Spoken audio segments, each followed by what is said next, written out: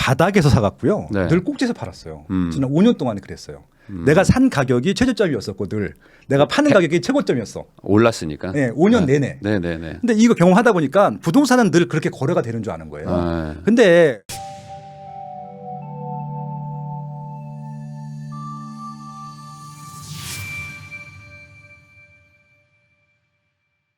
요즘에 이제 거래가 너무 없다. 네. 그래서 과거 연평균 대비해서 뭐 완전 한 4분의 1 토막 뭐 난 것 같던데 그 정도로 거래가 없는 이 시장에서 도대체 이게 뭐 상승이냐 하락이냐 막 이분들 분분하거든요. 네. 그러면 우선 이렇게 거래가 없는 이유가 뭐라고 보세요? 일단 거래가 너무 불편해요. 그러니까 통상적으로 네. 그냥 투자 빼고 네. 보통 이제 100% 거래량이라고 하면은 한 70% 80%가 실거래고요. 네. 한 10% 20%가 투자 수요였어요. 네. 지금 한 40년 동안 그렇게 흘러왔었는데 지금은 이제 투자 수요는 거의 없다고 보셔도 될 것 같고 일단 20%는 날라갔죠. 네. 그리고 이제 80% 실거래 시장인데 이 80%의 시장에서도 서울 같은 경우는 좀 많을 때는 10,000건이 훨씬 넘어가고 월 평균으로 아무리 적어도 5,000건 이상은 되거든요. 네. 지금 지난달에 네. 700건 나왔어요. 700건. 예, 그러니까 이거는 이제 적은 정도가 아니라 그냥 안 되고 있다라고 보시는 게 맞을 것 같고, 음. 그러니까 아파트 기준입니다. 네. 뭔가 문제가 생겼다는 얘기거든요. 그래서 이제 문제가 생긴 것들을 물어보게 되면 리서치를 최근에 제가 했어요. 네. 의뢰를 받아서 했던 네. 것 중에서 가장 많은 구성비가 중에 하나가 안 팔린다. 안 팔린다. 안 팔린다가 네. 있고, 그리고 살려고 하는데 대출이 쪽밖에 안 나온다. 예, 그런 부분들이 있고, 그리고 매물이 없다도 있고요. 지금 기다리고 있다. 좀 하락을 네. 뭐 이런 비율도 있었고요. 아무튼 네. 그게 이제 상위 순위였던 것 같은데 그런 요소들이 아마 복합적으로 개인마다 다를 것 같아요. 그래서 네. 이제 아마 지역에 따라 개인에 따라서 이유는 다를 텐데 가장 제가 봤을 때는 지금 이사를 가려고 하면 보통 상급 입지나 상급 상품으로 가는 것들이 일반적이거든요. 네. 특히 아파트는 특히 그렇습니다. 왜냐하면 또 아파트 살아보신 분들은 다음에도 아파트로 가고 네. 또 새 아파트 살아보신 분들은 새 아파트로 가려고 하다 보니까 그런 경향들이 있는데 지금 새 아파트로 가려고 해도 서울 같은 경우는 새 아파트가 별로 없어요. 네. 그러니까 거기서 일단 수요가 끊겼고요. 네. 그러니까 새 아파트를 계속 공급을 해야지 새 아파트로 이사를 가는데 네네. 지금 그 수요가 끊긴 것들이 있고요. 지금 새 아파트가 공급이 안 된다 하더라도 지금 살고 있는 구축보단 조금 더 새 아파트로 가려고 하는데 네. 매물이 없어요. 또 상급 입지 같은 경우는 의외로 매물이 없어요. 네. 매물이 줄고 있고요. 매물이 있다 하더라도 아주 네. 최상급진 매물이 아예 없고 네. 웬만한 상급진 이사 가려고 하는데 매물이 있는데 네. 시세가 많이 오른 거예요. 지난 5년 동안에 시세가 한 2.5배 정도 올랐을 거예요. 이게 아마 그 통계로 나온 수치랑 달라요. 네. 그거는 빠진 거하고 오른 것도 합친 게 통계가 그 정도니까 평균이니까. 예, 올라간 아파트들은 더 많이 오르거든요. 네. 아마 2.5배가 평균일 거고 많이 오른 건 4배, 적게 오른 것은 2배 정도 올랐거든요. 네. 5년 동안에. 네. 그래서 네. 이제 그 가격을 따라갈 수 없는 분들이 있고 네. 특히 작년에 2021년도가 굉장히 많이 올랐어요. 아마 지난 4년 동안 오른 것들보다 더 많이 올랐을 거예요. 네. 작년에 1년 동안에 거의 2배가 올랐으니까. 그래서 실질적으로 오른 금액을 대출을 받아야 되는데 네. 아직까지도 15억 이상 안 나오잖아요. 그렇죠. 뭐 생애 최초 아니면 안 나오죠. 예, 네. 그렇죠. 그러니까 뭐 생애 최초도 6억 네, 미만이니까 생애 최초가 뭐 사실 뭐 예, 별 의미가 네. 없는 그분들한테는 강남을 생애 최초로 가시는 분이 없으니까. 예, 그래서 일단 대출 부분들이 있고 네, 네. 또 좀 집이 있는 부분들은 정리하셔야 되는데 네. 그 부분들도 있을 것 같고요. 그래서 좀 굉장히 여러 가지 복합적인 요인들이 있고요. 그러니까 결국은 돈이 있는 분들한테는 이사 가기가 불편해진 것이고 돈이 좀 부족하신 분들한테는 대출이라든지 다른 조건들이 좀 불리한 것들이고 이것들이 섞여 있다 보니까 하나 요인으로 딱 좀 정리해드릴 수는 없는데 네. 아무튼 돈이 있는 분들이나 없는 분들이나 이사 가기가 좀 불편한 상황이다. 근데 그러면은 이제 궁금한 점이 이제 안 팔린다라는 얘기를 많이 하시거든요. 네. 그리고 나는 이걸 팔아서 나도 가고 싶은데 내 집이 팔려야지 가지 않냐. 네. 근데 반대로 생각해 보면 또 그 한 칸 더 위에 있는 분 입장에서는 아니 그럼 내 집이 또 팔려야지 가지 않냐. 네. 그러면 결국에 안 팔린다는 그 이유가 네. 이게 잘 이해가 안 될 수도 있단 말이죠. 네. 팔고 ton지고 싶지만 사는 사람이 없으니까 수요가 자체가 없어서 그냥 거래가 안 되는 거 아니냐 이렇게도 물어보시는데. 예, 이건 제가 통계를 분석하는 사람이고 리서처니까 리서처 조사한 기준으로 말씀을 드리도록 할게요. 네. 5년 동안에 굉장히 많이 올랐잖아요. 네. 이제 저는 이제 주거 실태 조사라고 국토교통부랑 조사를 했던 연구원인데 거기 보면 이런 문항이 나와요. 지금 살고 있는 집에 몇 년 거주하고 계십니까? 네. 라는 문항이 나오는데 자가는 10.8년 정도 거주해요. 10.8년. 10년 이상 거주한다는 얘기잖아요. 네. 그럼 지금 집을 팔려고 하시는 분들은 10년 전에 사신 분들이에요. 네. 그러면은 지금 시세하고는 아무 상관이 없는 분들입니다. 아마 최소한 3배 이상 올랐을 거예요. 네. 아까 서두에 말씀드린 대로 21년도에 말도 안 되게 올랐어요. 통계적으로도 이게 저희가 통계 분석할 때는 극단치를 다 제거하거든요. 네. 최상값이랑 최저값을 제외하는데 작년에 거래 건수가 많지 않은 상황에서 튀는 가격대가 몇 개 있었어요. 대표적으로 지금 뭐 제일 언급이 많이 되는 지역이 송도예요. 네. 송도에서 제일 높게 거래된 84제곱미터 34평이 14억 7천만 원입니다. 네. 그 가격대로 14억 이상으로 딱 두 번 거래됐어요. 네. 그러면 저는 그거 통계 때 제외하거든요. 두 건밖에 안 되기 때문에. 네네. 그러면은 그걸 제외하면 한 13억 12억대인데 14억 7천이 한번 나와 버리니까 네. 갑자기 졸지에 15억 전후가 된 거예요, 시세가. 원래는 13억 전후 12억인데. 그러면 이제 14억 7천만 원이라고 하는 가격대를 기억하고 있는 분들은 5억대 전후로 분양을 받으신 분들이거든요. 예, 송도를. 네, 초기에 입주 예, 예, 5억대 분양을 받으신 분인데 12억 13억까지 갔잖아요. 네. 그럼 2.5배가 된 거잖아요. 그러면은 팔아도 되잖아요. 그렇겠죠. 14억 7천을 자꾸 머리에 두니까 팔 수가 네. 없는 겁니다. 그래서 제가 저한테 물어보더라고요. 안 팔립니다. 그래서 얼마에 넣으셨는데요. 제가 14억 7천도 아니고 14억에 내놨어요. 아, 안 팔리죠 당연히. 그럼 거기다가 한 1억 정도 빼실 생각 있나요? 싫대요 그거는. 그건 또 싫다. 예. 네. 그래서 안 팔리는 거예요. 네. 이걸 안 팔린다고 해야 될까요? 왜냐하면 분명히 팔려요. 네. 제일 인기 있는 아파트이기 때문에. 근데 그걸 내놓지 않고 있어요. 그러면은 이거는 안 팔린 건가요? 안 파는 걸까요? 아. 제가 판단이 안 서네 건. 네. 그러면은 이분들 입장에서는 네. 어쨌든 과거에 찍힌 가격이 있는데 네. 뭐 아파트 가지고 있는 분들은 아마 똑같을 것 같은데 이게 맞아요. 내 아주 소중한 내 자산이고 네. 어찌 보면 가장 대부분을 차지하고 있는 자산이다 보니까 남보다 싸게 판다는 느낌을 받는 거는 되게 네. 두렵잖아요. 그러니까 남만큼은 받고 싶은데 불안한 거는 또 팔면 오른다. 네. 네. 그러니까 꼭 어떻게 되는 거예요? 뭐 물어보잖아요. 그래서 애매하면 안 팔려고 하시잖아요. 지난 5년 또 시간이 굉장히 나빴던 시장이 뭐냐면은 바닥에서 사갔고요. 네. 늘 꼭지에서 팔았어요. 지난 5년 동안에 그랬어요. 내가 산 가격이 최저점이었었고 늘 내가 파는 가격이 최고점이었어. 올랐으니까. 네, 5년 내내. 네네네. 근데 이거 경험하다 보니까 부동산은 늘 그렇게 거래가 되는 줄 아는 거예요. 아. 근데 한 10년 정도 20년 동안 아마 부동산을 사고 파셨던 분들 한번 시황을 한번 복귀해 보세요. 네. 내가 바닥일 때 산 사람들은 많지 않아요. 샀는데 빠지는 경우가 보통 있거든요. 네네. 10년 정도 살다 보니까 내가 산 금액보다는 월등히 많이 올라가는 것들이죠. 근데 내가 팔고 나서도 더 올라가는 것도 꽤 있어요. 네. 그러니까 이게 그렇게 사시면 될 것 같거든요. 내가 샀는데 빠질 수 있고 내가 팔았는데 더 올라갈 수 있다. 그러니까 소위 말하는 주식에서 그런 용어가 있잖아요. 무릎에 사갖고 어깨에서 파면 되는데 지난 5년 동안에 살 때 최저점이었고 팔 때 최고점이다 보니까 네. 그렇게 팔고 싶은 거예요. 어. 그러니까 지금 꼭지에서 팔고 싶은데 안 되니까 지금. 네. 과거 실거래가보다 네. 비슷하던지 높게라도 좀 팔고 싶고 네. 뭐 깎아도 뭐 몇천, 2, 3천 뭐 이 정도지. 그리고 막, 또 내가 네. 샀는데 그게 최저점이고 싶은 거예요. 그럼 사자마자 바로 올라야 되잖아요. 네. 근데 지금 또 사자마자 바로 오르는 타이밍도 아니고 작년에 고점보다 더 높게 팔 수 있는 상황도 아니고 네. 지금 양쪽이 다 물린 거죠. 아, 사고 팔고가 안 되죠. 그러니까 굳이 손해 보지 않는 정도의 가격대로 내놨는데 안 팔리니까 네. 안 팔리네 하고 막 이렇게 답답해하는 건데 그 속내를 보면은 그렇죠. 가장 비싸게 팔고 싶고 그다음에 사는 건 가장 싸게 사고 싶으니까 이게 어찌 보면 서로 맞지 않는 얘기니까 그냥 거래가 중단되고 있다. 그러니까 정상적인 아파트들의 지금 말씀을 드리는 것들이고요. 그러니까 지금 뭐 특히 신규 아파트 같은 경우는 대부분 다 이런 상황이고요. 네. 신규 아파트 중에 거래가 안 된다고 하는 건 거짓말이에요. 싸게 내면 무조건 됩니다. 정말 구축인데 재건축 호재도 없는데 뭐 이런 것 중에 정말 전세가랑 매매가랑 거의 붙어 있는 아파트들이 있어요. 네네. 그런 것들은 거래 안 되는 거죠. 이해해요. 네. 그건 왜냐하면 옆에 입주 물량이 많게 되면 수요를 다 뺏겨버리기 때문에 네. 거기는 아무리 싸도 심지어는 전세보다 낮게 매매를 한다고 해도 안 사거든요. 그런 경우는 있어요. 근데 제가 지금 말씀드린 것은 일반적으로 전세나 월세 가격이 적당히 좀 차이가 나 있고 대기수가 있는 아파트들은 네. 가격만 조정해주면 바로 지금도 팔려요. 그러니까 지금 소위 말하는 살기 좋은 동네라고 그렇죠, 하는 그렇죠. 데들. 예, 급매물이라고 하는 것들 있잖아요. 네. 아마 최고가보다 한 3억 정도 내리면 웬만하면 다 팔릴 거예요. 압구 정도도 팔려요. 3억, 네. 3억 내리면 그날 네. 팔리거든요. 그러니까 네.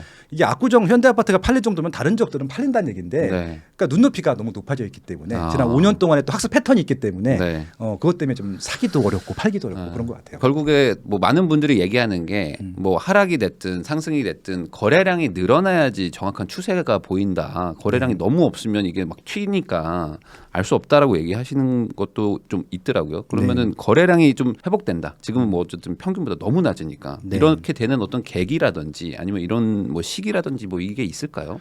계절적으로 일단 7, 8월 달은 계절적인 비수기이기도 하고요. 네. 그리고 또 이번 올해는 7, 8월 달에 어떤 문제가 있었냐면 또 금리가 네. 그냥 계속 올랐어요. 한 두 달 내내 올랐어요. 비수기에다가 금리도 막 올라가고. 예, 네. 거기다가 또 이제 부동산 시장도 좀 또 네. 물량이 또 많은 데들은 많아졌고 정책도 막 나오고. 예, 네. 거기다 또 정책을 기다리시는 분들이 또 은근히 많아요. 특히 무주택자분들 같은 네네네. 경우는 자기한테 또 혜택이 되는 것도 있기 때문에 공급대책 같은 거. 그러니까 적극적으로 좀 살려고 하지도 않고 아무튼 수요가 전반적으로 좀 위축이 돼 있거나 빠진 상태이기 때문에 네.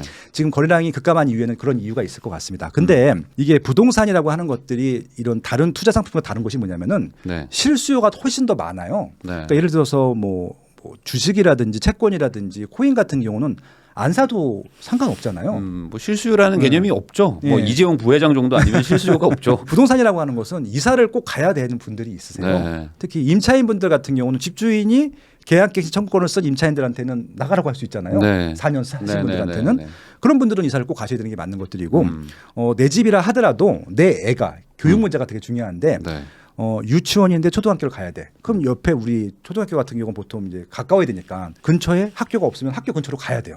이게 매매든 전세든 가야 돼요. 네. 그런 수요가 있죠. 그다음에 또 중학교가 굉장히 중요한데 초등학교 4학년, 5학년, 6학년 학부모들은 좋은 중학교를 배정받을 수 있는 학교로 또 그 지역으로 이사를 가야 되고요. 또 고등학교도 마찬가지로 10월 달까지는 가야지 고등학교로도 배정받을 수 있거든요. 그렇죠. 그런 수요가 9월 달, 10월 달이 또 몰려요. 그럼 계절적인 부분 이런 또 학군 수요 때문에 9월 달, 10월 달은 물리적으로 7월, 8월보다는 거래량이 많을 거예요. 그때 어떤 정책이 나올지 시장의 분위기가 좀 터닝될지 좀 다르긴 하겠지만 7월, 8월보다는 거래량이 좀 증가할 것 같아요. 근데 이게 뭐 한두 해 그랬던 게 아니고 계속 반복돼 왔던 약간 패턴처럼 있는 게 있잖아요. 그러니까 제가 참 하반기 때 막 올라가고.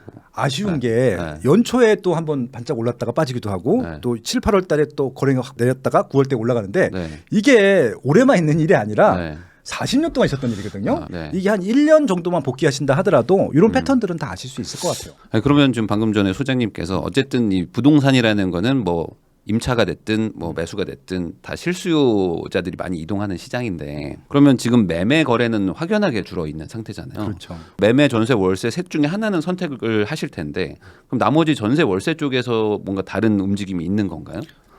거기는 오히려 매매 시장보다는 조금 더 활성화돼 있는 것 같고요. 네. 근데 이제 본인들이 모르면은 네. 안 움직이는 줄 아는 분들이 많으세요. 그게 그러니까 어떤 이제 의미죠? 그러니까 예를 들어서 세입자 분들 같은 경우는 경제력으로 선택할 수 있는 대안들이 많지가 않아요. 보통 제가 갖고 있는 경제력보다 좀 낮은 선택들을 하는 경우가 많거든요. 그러니까 매매 같은 경우는 내 경제력보다 조금 무리해서 사기도 해요. 보통은 대출을 더 무리하죠. 받아서. 어떻게든. 네. 근데 이 임차 같은 경우는 무리해서 임차로 가지는 않거든요. 적당하게 무리하거든요. 네. 무리한다 하더라도. 네. 그래서 상급 입지, 상급 상품보다는 하급 입지, 하급 상품을 선택하는 좀 그런 비율이 상대적으로 높아요. 그러니까 무슨 얘기냐면은 2018년도에 이제 전세 계약을 했고 네. 2020년도 8월 달 이후로 계약갱신 청구권, 전월세 상한제를 쓰신 분들은 네. 2022년 8월 이후에 그 임대차 입법을 활용할 수가 없어요. 음. 근데 2018년도 전세보다 2022년도 전세는 많이 올랐거든요. 뭐 엄청 올랐겠죠. 그러니까 2021년도 전세랑 비교하면 빠진 지역들이 있을 줄 있을지 모르겠지만 네. 지금 아마 마이너스 지역들은 2021년도 전세랑 비교했을 때 마이너스지 2018년도 전세랑 비교했을 때 마이너스 지역은 거의 없을 거예요. 그러겠죠. 예, 네. 대부분 다 올랐기 때문에 네. 만약에 4년 동안에 올라간 전세금을 내가 지불할 수 없는 분들은 네. 선택을 해야 되는 거죠. 네. 그 입지 내에서 다운그레이드가 가는데 아파트에 살던 분들은 다세대 빌라로 아니면은 나는 상품을 포기 못 하겠어. 아파트를 무조건 가야 돼. 그러면 이제 그 현재 살고 있는 입지보다 한 단계나 두 단계 좀 저렴한 지역으로 선택을 하겠죠. 네. 지금 그런 움직임들이 계속 많거든요. 네. 그럼 최근에 거래되는 것들을 보면은 아파트도 마찬가지지만 뭐 아파트도 9억 원 이하, 네. 6억 원 이하 아파트들이 더 많이 거래되는 이유 중에 하나가 그렇고요. 네. 임차세도요. 그리고 이거는 통계가 있는데도 거의 언론사에서 안 나오고 정부도 발표하지도 않는데 네. 다세대 빌라 거래량은 굉장히 많이 증가했어요. 아, 다세대 매매도 빌라. 증가하고 임차도 거의 증가했어요. 아, 둘 다. 네. 아무도 얘기 안 해요. 이거. 아, 그러니까 동네를 바꿀 수 없는 분들이 네. 빌라를 사거나 거기 전세로 전세 간다. 월세로 가는 거죠. 그리고 또 최근에 아마 이건 보셨을 것 같아요. 잠실에 월세 100만 원짜리 이상 월세가 48% 증가했다. 네. 보신 적 네, 있으시겠지만 네, 네. 그런 거예요. 결국은 전세는 거래가 안 되고 있다 하더라도 월세로 또 많이 터닝되기도 하고. 그러니까 결국은 그렇게 아파트에서 전세로 월세로 네. 그다음에 그 해당 입지 내에서는 아파트에서 다세대 빌라로 아니면은 아파트인데 그 밑에 좀 가격이 싼 지역으로 옮겨가는 수요들은 계속 거래가 되고 있었거든요. 네. 그건 줄지도 않았어요. 어찌 보면 옳은 건 사실인데 네. 옳은 그 안에서 선택을 해야 되는데 경제력을 다 맞춰주기는 사실 힘드니까 그렇죠. 그런 분들이 지금 어찌 보면 다운그레이드로 선택들을 하고 있는데 그게 이제 통계적으로 뭐 아파트에서 빌라로 가는 사람들도 많을 텐데 네. 그 얘기를 사실 쏙 빼버리면 네.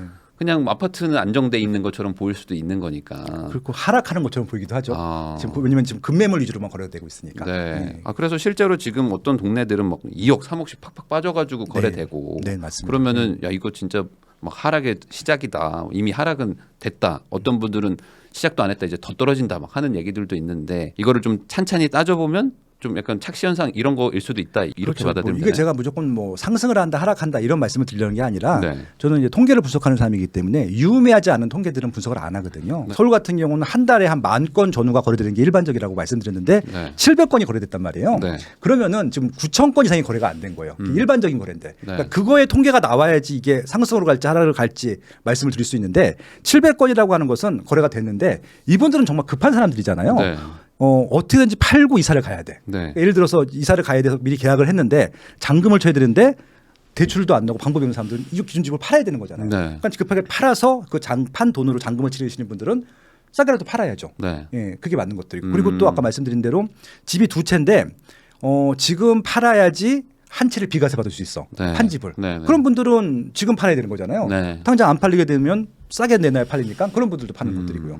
그런 부분들이 많은 거죠. 그러니까 네. 지금 700건이라고 하는 것은 대부분 뭔가 사정이 있기 때문에 일반적으로 이사 가는 사례가 아니라 빨리 팔아야 되는 사례들이기 때문에 700건밖에 거래가 안 된 거잖아요. 네. 일반적인 9,000건의 거래는 지금 어떻게 될지 모르겠어요. 아직까지. 그래서 이게 좀 상승으로 갈지 하락할지 모르겠지만 네. 한번 여러분들 스스로 한번 생각을 해보세요. 집이 한 채인데 한 채인 분들이 대부분입니다. 금리가 올라갑니다. 여러분들 집을 파실 건가요? 그거? 살고 있는데 집을. 뭐 전략적으로 팔고 월세 갔다가 다시 산다 뭐 이런 분들도 있지만 소수겠죠. 그거는 아마 투자 마인드나 정말 약삭 빠른 투자자들 일반인들은 선택 그렇게 안 해요. 한 주 공감합니다. 또 1주택자신데 그렇죠, 그렇죠. 그분들은 그냥 살아요. 또 실거주하다가 갑자기 남의 집 가는 게 좀 네. 쉽지 않긴 하죠. 차라리 외식을 줄이고 네. 옷 사는 비용을 줄이고 해외여행 갈 거 국내 여행 가는 서 생활비를 줄이지 이자가 올라갔다고 집을 팔지는 않거든요.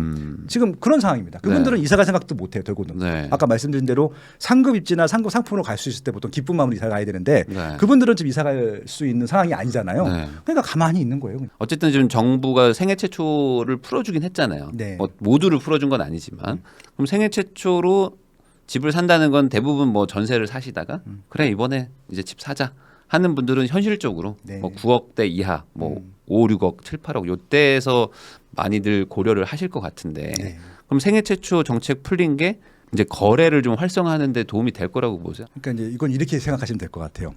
일단 제 답은 네. 이전보다는 거래량이 조금 증가할 거예요. 이전보다는. 근데 아마 거의 둔감할 정도로. 왜냐하면은 그렇게 생애 최초로 6억 원 이하 집을 살 분들이 많지는 않고 그다음에 그분들 중에서는 의사 결정들을 굉장히 보수적으로 해요. 보수적으로. 이미 그 전에 투자를 하셨던 분들 같은 경우는 빨리 대출 많이 받아서 뭔가 더 투자를 하려고 할 텐데 그분들은 어차피 좀 분위기 안 좋기 때문에 네. 잘 거래를 안 할 거라고 생각을 해요. 근데 그것 때문에 대출이 문제가 풀려서 거래하실 분들이 있어요. 네. 그만큼만 늘어나는 것들입니다. 근데 이게 늘어나는 게 현재 지금 700건 거래됐다고 말씀드렸잖아요. 네. 그럼 10,000건 중에 700건이 아니라 이건 700건에서 한 몇 건 증가하는 거고요. 몇십 건. 그럼 700건인데 730건. 750 뭐 이 정도 된다. 그럼 이제 10,000건에 비해서는 뭐 티도 통계 안 안 나네. 잡히는 거예요. 이건 네. 통계도 안 잡힐 겁니다. 근데 네. 증가하는 건 사실이죠. 그러니까 그렇죠. 전체 시장에는 아무 상관이 없죠. 근데 이제 제가 기대하고 있는 것은 이게 이제 아마 시작일 것 같고 네.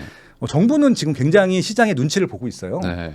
시장이 좀 안정됐다라고 생각하고 있고 다행히 네. 왜냐하면 올라갔으면은 욕을 더 먹었을 텐데 네. 다행히 안정되고 있기 때문에 이전 정부에서 했던 것들을 좀 대정상화하려고 할 텐데 어설프게 정장을 하다가 가격이 올라가게 되면 또 그 문매를 맞잖아요. 네. 그래서 좀 하나씩 풀 것 같은데 세게 푸는 게 아니라 정말 조금씩 푸는 것 같아요. 그래서 일단은 거의 비율이 낮은 네. 생애 최초 LTV 80%까지 먼저 푼 것 같고 네. 지금 당장 아마 그 대출 구간 15억 그거 풀어주게 되면은 네. 엄청 증가할 걸요. 근데 이거는 저도 동의하는 게, 그러니까 이게 보통 네. 지금 네. 집을 살려고 하는 분들은 네.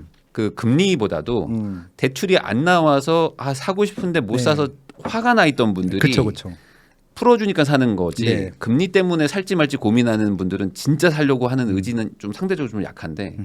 이 15억 초과하는 구간들에 있는 그 전세 거주자분들이나 네. 이런 분들은 대출 풀어주면 산다는 그 수요가 꽤 오랫동안 지금 응축돼 있는 네네. 거라서 실제로 체감이 좀 되더라고요. 그러니까 15억, 20억 구간에 있는 아파트들 되게 인기 많잖아요, 지금. 네. 근데 그걸 못 사는 거잖아요. 네. 그러니까 이제 많은 분들이 오해하고 계신 게 뭐냐면은 대출을 10억이나 받아요. 이렇게 생각하시는 분들이 있어요. 아, 그게 네. 아니라 네. 이분이 도저히 돈이 부족한 거는 몇 억이에요. 한 3, 4억인데 15억 이상 넘어가는 아파트는 대출이 아예 10원도 안 나오니까 못 가는 것 뿐이잖아요. 네. 그래서 그게 대출이 풀려서 한 3억이라도 4억이라도 5억이라도 6억이라도 대출이 나오면은 그때서 네. 갈 수 있는 수요가 지금 굉장히 많거든요. 네. 지금 그게 묶여 있는 거잖아요. 그게 아마 서울 같은 경우는 한 50% 될 것 같아요. 그러니까 지금 12억 사는 사람들은 아마 15억짜리 아파트 가고 싶을 거잖아요. 네. 그럼 돈 한 2, 3억만 대출 나오면 갈 수 있을 것 같은데 못 가고 있는 거잖아요. 지금 그런 상황인 거죠. 그러면은 결국에 하락으로 가든 상승으로 가든 거래가 돼야 어쨌든 시장은 정상화가 되는 건데 그렇죠. 당분간은 거래량이 늘어나기가 쉽진 않겠네요. 정부가 어찌 보면 이 눈치 싸움을 계속 할 수밖에 없으니까. 그렇죠. 그러면 이게 언제까지 가는 걸까요? 굉장히 영리한 정부이긴 한 것 같아요. 어. 그거 안 풀어주는 것만 봐도 알거든요. 네. 그거 풀면 바로 풀릴 텐데. 그러니까 묶고 있는 걸 알고 있기 때문에 네. 그런 것 같은데 사회에서 희망하는 사람들이 많게 되면 풀어줄 수밖에 없다는 생각을 하고 있어요. 그래서 아마 많은 분들이 지금 가장 부동산 시장에서 지금 현재 가장 중요한 영향을 주는 게 뭐냐. 네. 거의 90% 이상이 금리를 얘기하거든요. 네. 저는 금리는 전혀 상관없다고 생각해요, 솔직히. 근데 그런 얘기하면은 또 네.